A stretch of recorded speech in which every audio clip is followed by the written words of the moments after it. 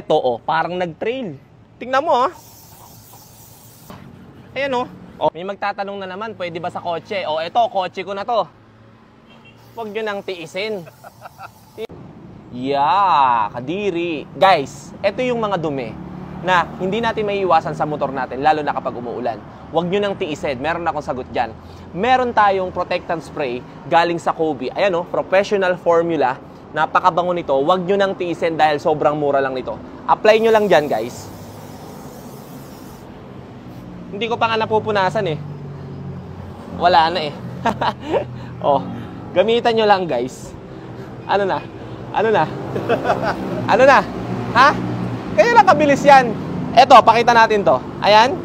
Ayan, yung dumi na yan. Pakita ko sa inyo, ha. Huwag nyo nang tipirin kasi mura lang naman yan. Oh, tapos punasan nyo lang.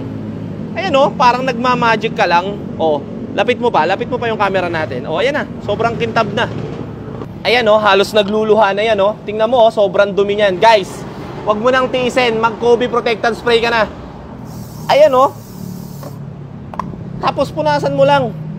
Oh. Ayan, oh, punasan mo lang. Oh. Ayan, oh, wala na yan. Oh. Ayan lang. Oh, sama mo na to. Oh, sama mo na rin to. Oh. Ayan. Eto, oh, parang nag-trail. Tingnan mo, ah.